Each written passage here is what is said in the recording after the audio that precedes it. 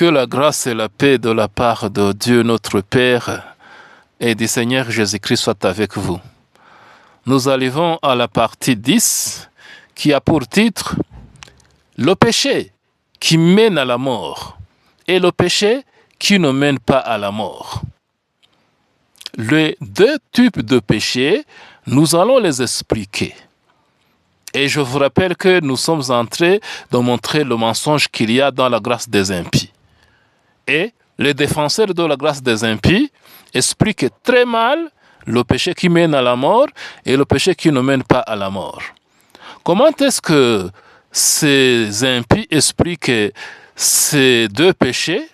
Nous allons vous montrer que ces explications que nous allons d'abord vous dire si vous ne les connaissez pas, et nous allons vous montrer pourquoi ce sont les explications fausses. Mais d'abord, lisons le verset qui parle de ces deux types de péchés. 1 Jean chapitre 5, le verset 16 à 17, je lis. « Si quelqu'un voit son frère commettre un péché qui ne mène point à la mort, qu'il prie, et Dieu donnera la vie à son frère. Il la donnera à ceux qui commettent un péché qui ne mène point à la mort. Il y a un péché qui mène à la mort, ce n'est pas pour ce péché-là que je dis de prier. Toute iniquité est un péché, et il y a tel péché qui ne mène pas à la mort. » Sans doute, cette écriture nous parle de deux types de péchés. Le péché qui mène à la mort et le péché qui ne mène pas à la mort. Comment est-ce que la grâce des impies explique donc les deux types de péchés? Elle explique que le péché qui mène à la mort, c'est ne pas croire en Jésus-Christ. Que donc cela, ça concerne les païens.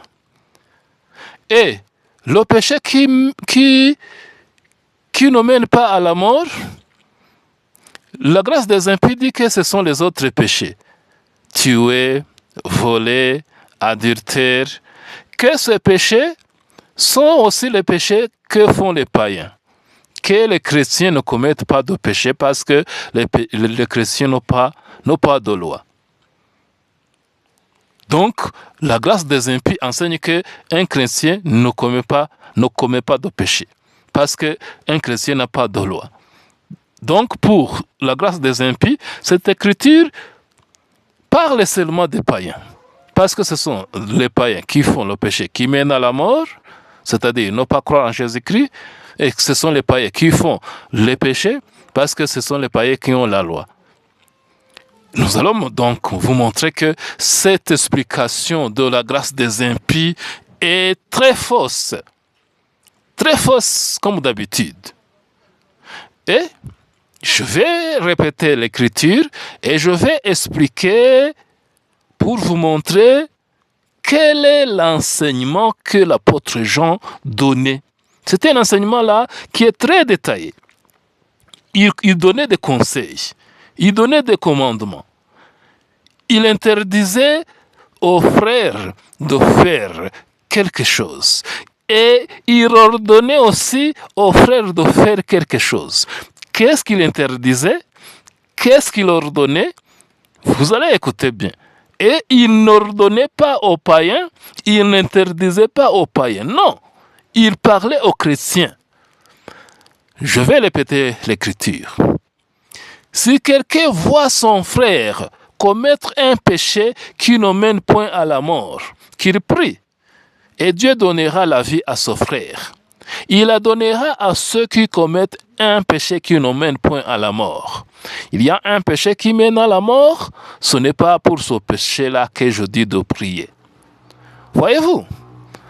Alors, est-ce que ici, vous avez écouté les deux types de péchés?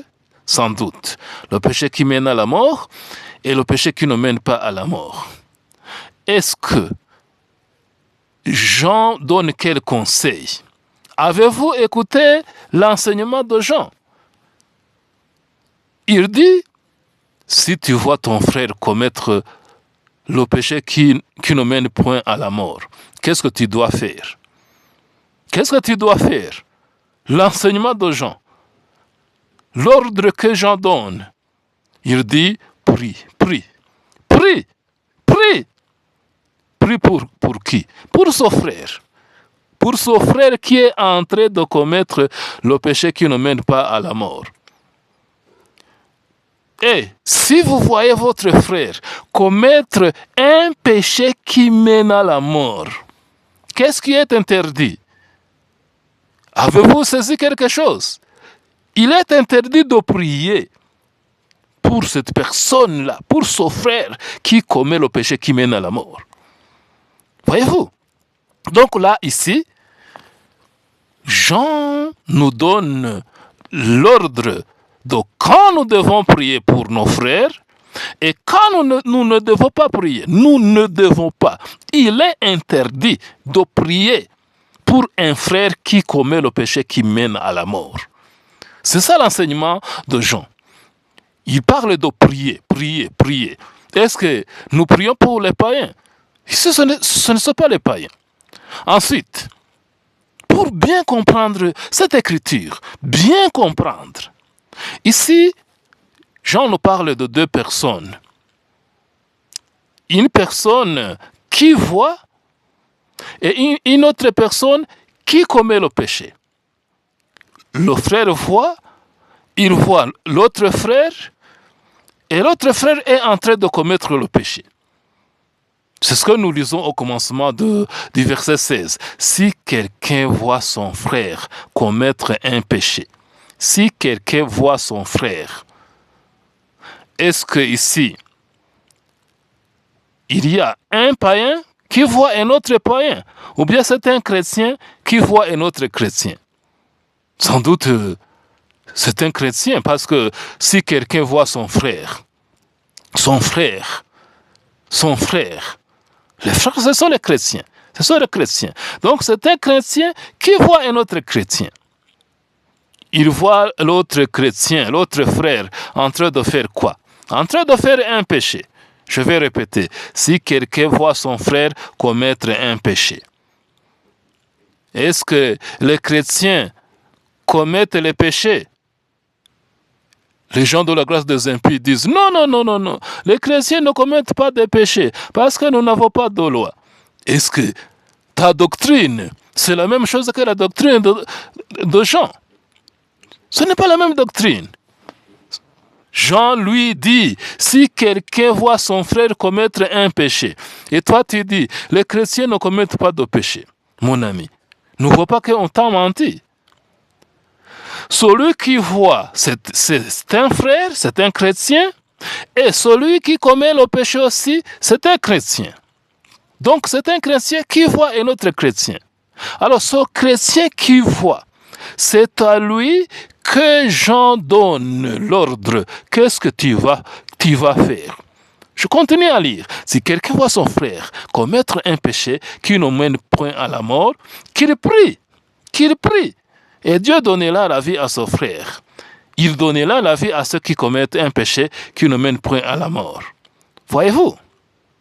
Donc, si quelqu'un voit son frère commettre un péché, il doit avoir la connaissance nécessaire pour connaître quel type de péché que je vois mon frère X en train de faire.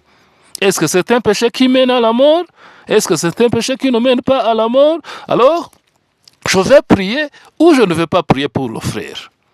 C'est pourquoi Jean a continué à dire, il y a un péché qui mène à la mort. Ce n'est pas à ce péché-là que je dis de prier. Il y a un péché qui mène à la mort. Ce n'est pas à ce péché-là que je dis de prier. Sans doute que nous ne devons pas prier pour un frère qui commet le péché qui mène à la mort. Sans doute tu peux dire, est-ce que vraiment nous pouvons connaître le péché qui mène à la mort et le péché qui ne mène pas à la mort? C'est ce que je vais vous expliquer. Et Jean était en train de donner l'enseignement aux frères. Les chrétiens du premier siècle connaissaient bien la différence entre le péché qui mène à la mort et le péché qui ne mène pas à la mort. C'est pourquoi Jean était en train de dire à ses frères, si vous voyez un frère commettre le péché qui mène à la mort, ne priez pas. Ce n'est pas à ce péché-là que je dis de prier. Il vous est interdit, strictement interdit, de prier à un frère que vous voyez commettre un péché qui mène à la mort. Mais si vous voyez un frère commettre un péché qui ne mène pas à la mort, il vous est commandé de prier pour ce frère. Voyez-vous? Alors, sans doute, les gens de la grâce des impies qui disent que ces deux péchés, ça concerne les païens, sans doute que vous voyez qu'ils ne connaissent rien, ils ne comprennent rien, ce sont des menteurs. Parce que si nous disons le péché qui mène à la mort, est-ce que les païens meurent? Vous, les gens de la grâce des impies, est-ce que les païens meurent? Les païens ne meurent pas.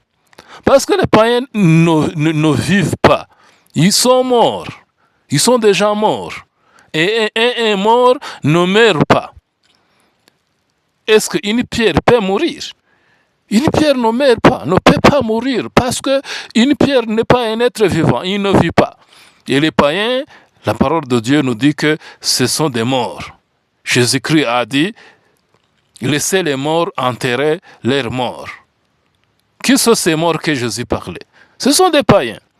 Et tu vas dire que le péché qui mène à la mort, c'est le péché que font les païens. Est-ce que les païens peuvent mourir? Est-ce qu'une pierre peut mourir? Est-ce que ici, si quelqu'un voit son frère commettre un péché, est-ce que notre frère c'est un païen? C'est un frère, un chrétien, qui voit un autre frère, un chrétien. Et nous devons prier pour ce chrétien, ou il nous est interdit de prier pour ce chrétien s'il commet un de ces deux types de péchés. Alors, sans doute, je vais arriver à un point très important.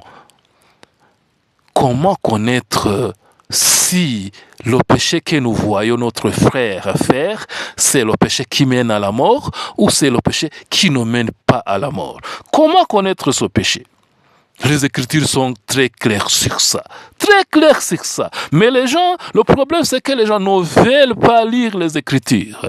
Mais nous, les gens qui sont guidés par l'Esprit Saint, nous ne sommes pas des menteurs, nous disons la vérité et nous combattons pour la vérité. C'est pourquoi nous lisons les Écritures pour vous montrer. Jacques, chapitre 1er, le verset 14 à 15, ça nous parle de ce péché qui mène à la mort. Ce péché qui tue, qui mène à la mort. Je lis. Mais chacun est tenté quand il est attiré et amorcé par sa convoitise. Puis la convoitise, lorsqu'elle a conçu, enfante le péché. Et le péché, étant consommé, produit la mort.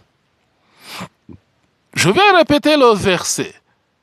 Mais chacun est tenté quand il est attiré et amorcé par sa propre convoitise. Puis la convoitise, lorsqu'elle a conçu, enfante le péché. Et le péché, étant consommé, produit la mort. Cette écriture est très complète. C'est-à-dire, ça se termine par la mort. La mort. La mort qui est une mort spirituelle, sans doute, ce n'est pas une mort physique, la mort produite par le péché. La mort de qui? Ce n'est pas la mort d'un païen, parce qu'un païen ne meurt pas. C'est la mort d'un chrétien. Et Jacques était en train d'enseigner les chrétiens. Jacques n'était pas l'apôtre des païens pour enseigner les païens. Il était en train d'enseigner les chrétiens. Donc, ça commence avec la convoitise. Il y a la convoitise. Tout le monde connaît ce que signifie la convoitise. Tout commence avec la convoitise. Pour que ça puisse arriver à un péché qui tue, qui mène à la mort, c'est un péché qui commence avec la convoitise. Alors la convoitise va concevoir. Et quand la convoitise conçoit, elle enfante le péché. Et c'est ce péché-là qui produit la mort. Ce péché-là qui suit ce chemin. Je vais répéter, c'est la convoitise qui commence. Et la convoitise va concevoir. Et quand la convoitise conçoit, elle enfante le péché. Et ce péché enfanté par la convoitise qui a conçu, c'est ça le péché qui mène à la mort. Je vais répéter le verset et je vais continuer à expliquer. Mais chacun est tenté quand il est attiré et amorcé par sa propre convoitise. Puis la convoitise, lorsqu'elle a conçu, enfante le péché. Et le péché étant consommé, produit la mort. Ça, c'est très complet. Alors, comme vous vous attendez bien, ça commence avec la convoitise. Et la convoitise, c'est la nature humaine. La nature humaine est remplie de différents types de convoitises. Mais nous qui sommes les vrais chrétiens nés de l'esprit, nous luttons contre ces convoitises. Nous n'acceptons pas de satisfaire les convoitises. Nous n'obéissons pas à ces convoitises. Alors, si vous obéissez aux convoitises, vous faites ce que les convoitises veulent, c'est ce qui est dit que la convoitise a conçu. Concevoir donc, c'est prendre la décision de satisfaire à ces convoitises. Donc les convoitises ont conçu. Concevoir, c'est obéir à ces convoitises. Les Écritures, Romains chapitre 13, le verset 14, nous dit que nous ne devons pas satisfaire aux convoitises. Romains chapitre 6, le verset 12, nous lisons « N'obéissez pas aux convoitises de la chair ». Alors, quand vous obéissez, vous prenez la décision d'obéir aux convoitises. C'est ça la conception de quoi? De convoitises. Le convoitise conçoit. Quand vous prenez la décision de satisfaire ces convoitises, alors la convoitise a conçu.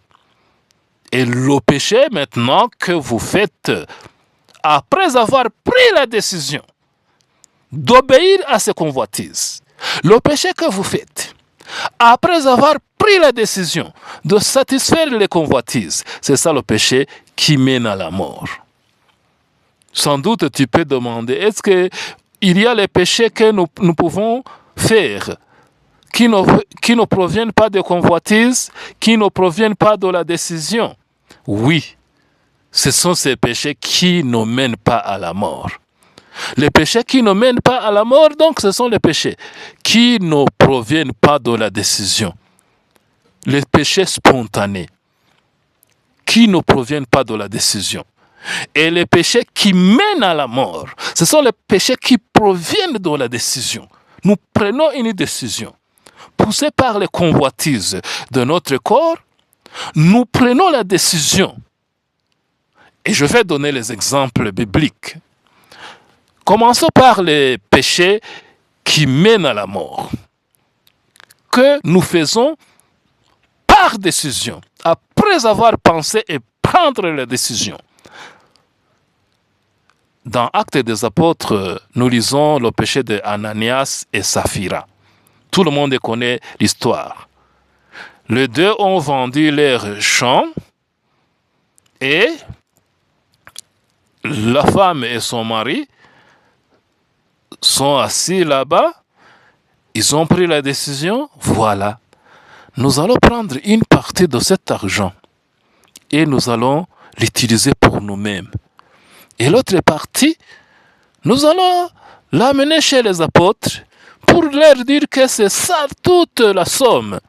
C'est ça toute la somme que nous avons eu en vendant notre champ. Est-ce que Anania et Saphira ont pris la décision de mentir? Absolument oui. Ça, c'est un péché qui mène à la mort. Parce que c'est un péché qui a été fait délibérément après avoir pris la décision. C'est-à-dire, la convoitise d'Ananias, la convoitise de Saphira a conçu.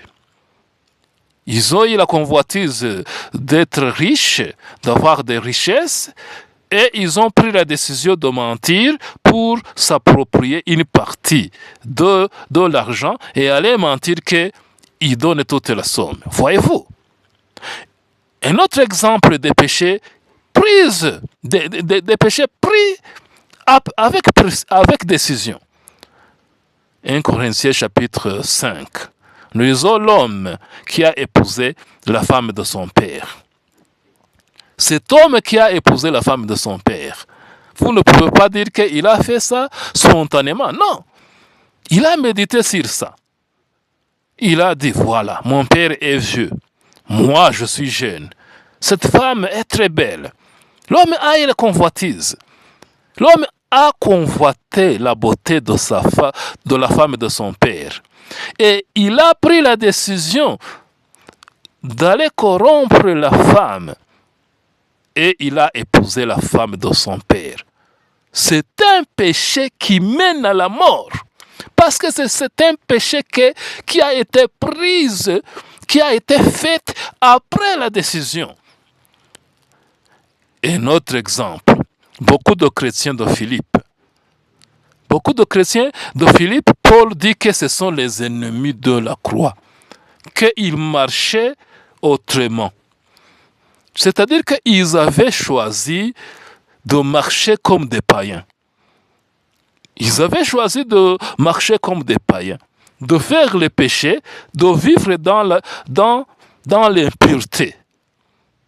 Sans doute que aussi, aujourd'hui, nous avons des chrétiens qui vivent dans l'impureté. Ils disent, ce n'est pas un problème de vivre dans l'impureté. Jésus-Christ est mort pour nous, ça suffit. Nous devons voler. Nous commettons l'adultère.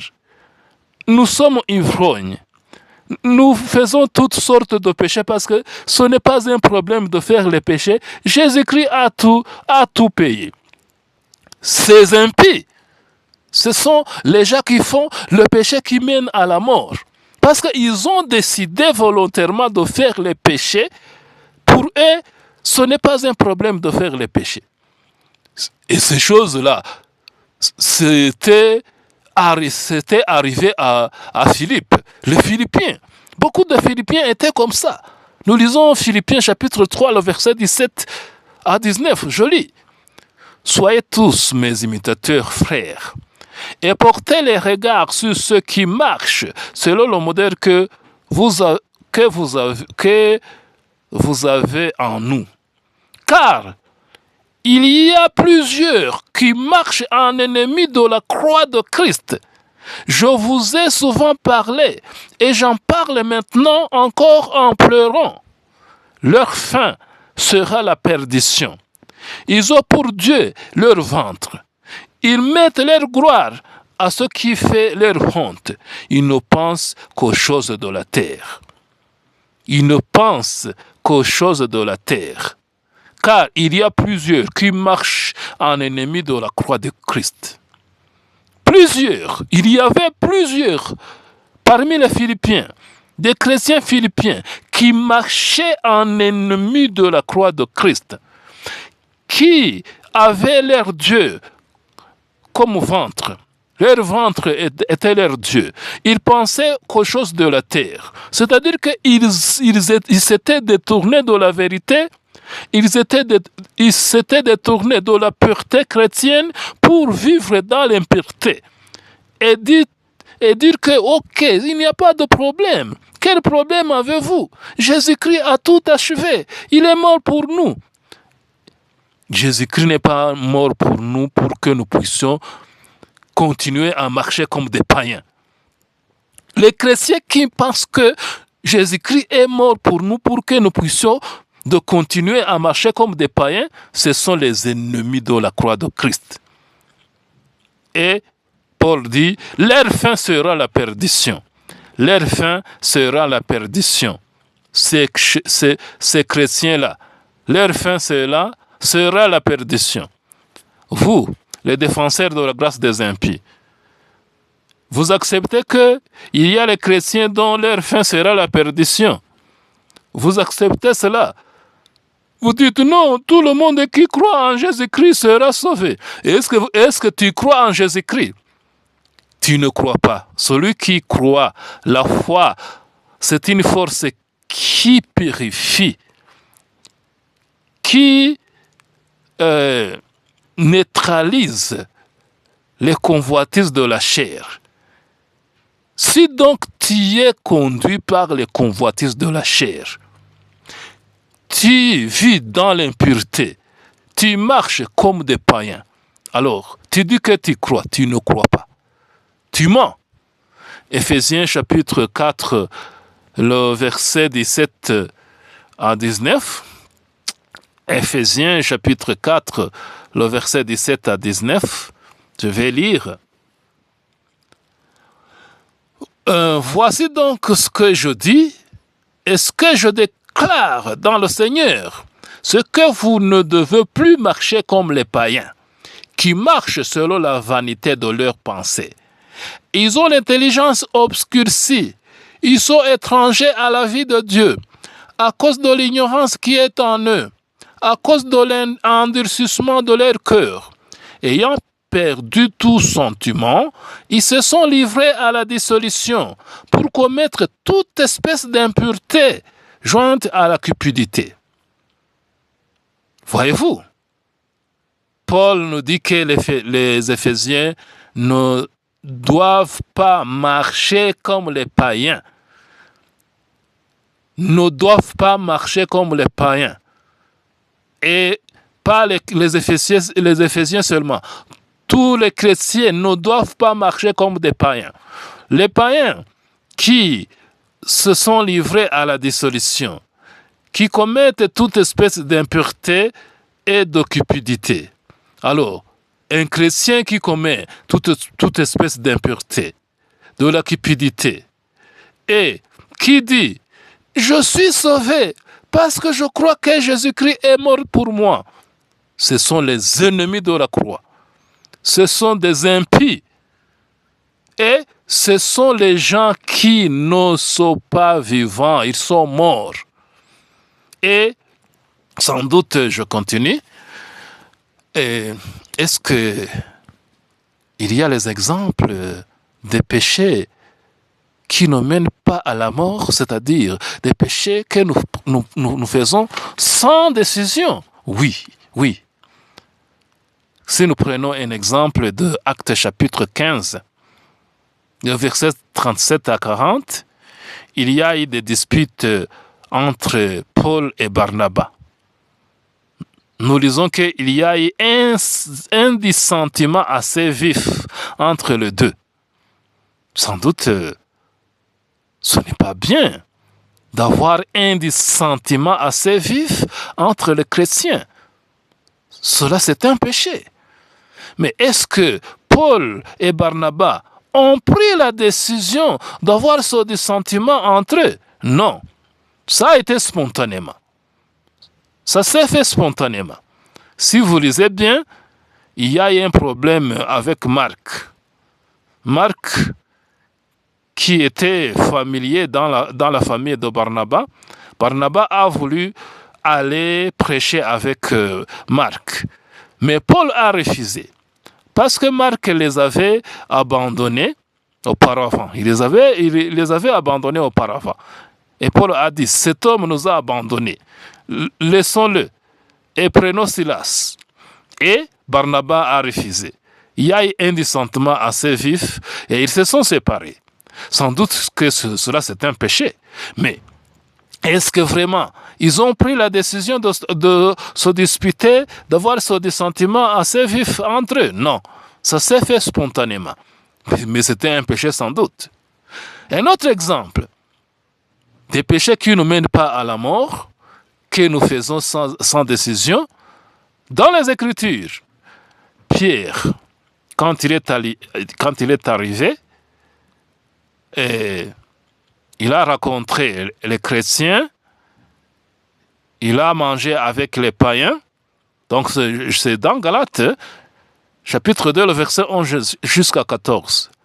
Mais quand les Juifs sont venus, il s'est retiré. Il s'est retiré. Il n'a pas voulu encore manger avec les païens. Alors, Paul a pris la parole, a dit, « Toi, Pierre, ce que tu dis, ce que tu fais, ce n'est pas bien. Ce que tu fais, ce n'est pas bien. » Et sans doute, cette action de Pierre, c'était un péché. C'est pourquoi Paul l'a réprimandé. Et sans doute, vous ne pouvez pas dire que le péché que Pierre et les autres Juifs ont fait, que c'était le péché qui mène à la mort. Non. C'est un péché qu'ils ont fait spontanément, à cause de leur culture, la culture des Juifs. À cause de leur culture, ils ont fait cela spontanément. Mais quand Paul les a réprimandés, l'intelligence est revenue. Ils ont pensé et ils ont accepté de se corriger. Voyez-vous? Et des exemples donc de péchés que nous faisons sans décision, que nous faisons spontanément, qui donc ne sont pas des péchés qui mènent à la mort. 1 Timothée chapitre 5, le verset 13. Nous lisons. Avec cela, étant oisives, elles apprennent à aller de maison en maison. Et non seulement elles sont oisives, mais encore causeuses et intrigantes, disant ce qu'il ne faut pas dire. Ici, Paul parlait des chrétiennes qui étaient oisives, qui allaient de maison en maison et qui étaient causeuses et intrigantes, disant ce qu'il ne faut pas dire. Toutes ces choses, ce sont des péchés. Ce sont des péchés. Quand vous dites ce qu'il ne faut pas dire, c'est un péché. Mais vraiment, est-ce que quand nous disons des propos qu'il ne faut pas dire, nous disons cela par décision? Non. C'est spontanément que nous commettons des fautes en parlant. Alors, comme vous le voyez, il y a la différence entre le péché qui mène à la mort, je répète, c'est la différence c'est le péché, qui provient de convoitise, la convoitise qui conçoit et donne naissance au péché, et ce péché-là, provenu de la conception de la convoitise qui conçoit. C'est ça le péché qui mène à la mort. Et je répète le verset pour bien encore nous remémorer de ce verset. Jacques chapitre 1er, le verset 14 et 15, je lis. « Mais chacun est tenté quand il est attiré et amorcé par sa convoitise. Puis, la convoitise, lorsqu'elle a conçu, enfante le péché. Et le péché étant consommé, produit la mort. » Voyez-vous? Et ça se termine ici par la mort. Donc le péché qui produit la mort, c'est le péché qui provient de la convoitise qui a conçu. Donc, quand nous prenons la décision, c'est ça que la conception de convoitise. Nous prenons la décision de satisfaire à ces convoitises. Nous prenons la décision d'obéir à ces convoitises. Alors, ce péché qui provient de la décision, c'est ça le péché qui produit, qui mène à la mort. Voyez-vous? Alors, si nous le tournons dans 1 Jean chapitre 5, le verset 16 à 17, nous lisons que nous ne devons pas prier à la personne qui fait le péché qui conduit à la mort. Ne priez pas pour cette personne. C'est ça l'avertissement que Jean nous dit. il y a un péché qui mène à la mort, ce n'est pas pour ce péché-là que je dis de prier. Ce n'est pas pour ce péché-là que je dis de prier. Alors, si nous ne devons pas prier à un frère qui fait le péché qui mène à la mort, qu'est-ce que nous devons faire à ce frère? Qu'est-ce que nous devons faire à ce frère? Nous devons le chasser, l'excommunier. C'est ce que les chrétiens ont fait par l'ordre de Paul dans 1 Corinthiens chapitre 5. Le frère là qui a marié la femme de son père a été excommunié.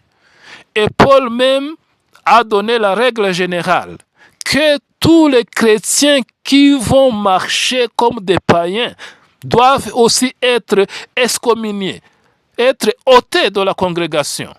C'est ce que nous lisons dans 1 Corinthiens chapitre 5, le verset 9 à 13. Je lis. Je vous ai écrit dans ma lettre de ne pas avoir des relations avec les impudiques. Non pas d'une manière absolue avec les impudiques de ce monde, ou avec les cupides, ou les ravisseurs, ou les idolâtres. Autrement, il vous faudrait sortir du monde. Mais maintenant, ce que je vous ai écrit, c'est de ne pas avoir de relation avec quelqu'un qui se nomme frère, est impudique, ou cupide, ou idolâtre, ou outrageux, ou ivrogne, ou ravisseur, de ne pas même manger avec un tel homme. Qu'ai-je en effet à juger ceux du dehors? N'est-ce pas ceux du dedans que vous avez à juger? Pour ceux du dehors, Dieu les juge. Ôte le méchant du milieu de vous. Ôte le méchant du milieu de vous. Comprenez-vous cela? Ce méchant, c'est qui? C'est celui qui est impudique, qui est cupide, qui est ivrogne, qui est idolâtre, qui est outragé, qui est ravisseur, etc. Et toutes ces actions impures. Vous ne pouvez pas dire que j'ai volé par hasard. Non, voler, vous prenez la décision d'aller voler. Vous ne pouvez pas dire j'ai fait l'adultère par hasard. Non, l'adultère c'est quelque chose que vous planifiez, vous faites après avoir pris la décision. Voyez-vous? Alors, pour les gens qui font ces péchés qui mènent à la mort, nous ne devons pas prier pour eux, mais nous devons ôter ces méchants du milieu de nous. C'est ce qui est appelé communément excommunication. Voyez-vous, voici les Écritures. Alors, mes amis, vous pouvez dire, est-ce que pourquoi ce frère-là a été excommunié? Pourquoi ils ont ôté ce frère-là de 1 Corinthiens chapitre 5? Ils l'ont ôté du milieu d'eux. Est-ce que ces gens-là ne sont pas aussi des pécheurs? Voyez-vous, ils sont des pécheurs, mais ils ne commettent pas les péchés qui mènent à la mort. Donc, celui qui commet le péché qui mène à la mort doit être excommunié. Et tout chrétien est capable de voir si un frère est en train de commettre le péché qui mène à la mort ou le péché qui ne mène pas à la mort. C'est pourquoi je vais répéter 1 Jean chapitre 5, le verset 16. Cette fois-ci, je vais arriver au verset 18 pour conclure. Je lis. Si quelqu'un voit son frère commettre un péché qui ne mène point à la mort, qu'il prie, et Dieu donnera la vie à son frère. Et il la donnera à ceux qui commettent un péché qui ne mène point à la mort. Il y a un péché qui mène à la mort. Ce n'est pas à ce péché-là que je dis de prier.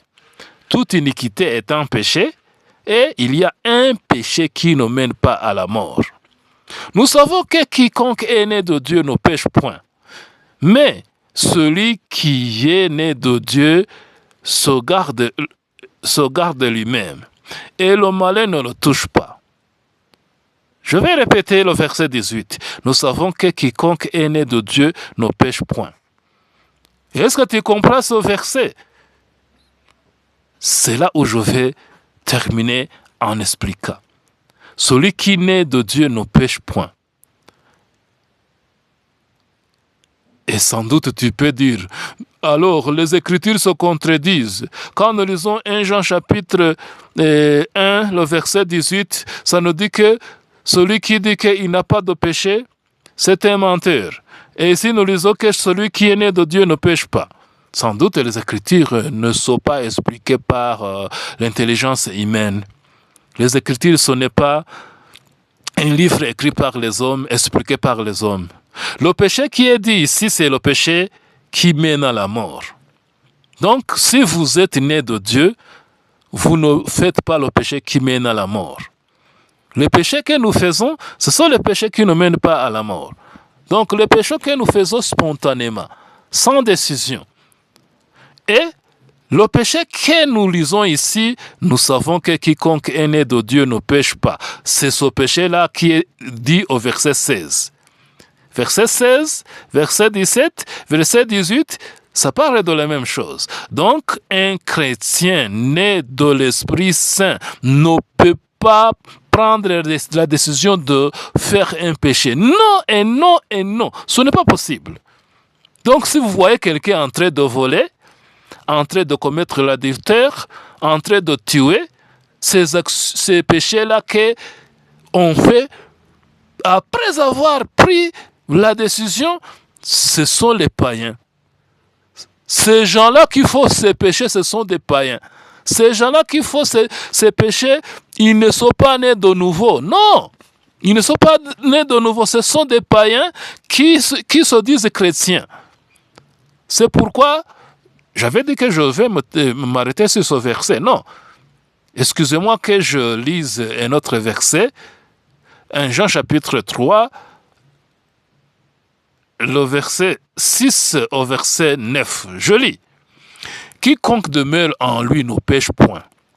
Quiconque pêche ne l'a pas vu et ne l'a pas connu. Petits enfants, que personne ne vous séduise.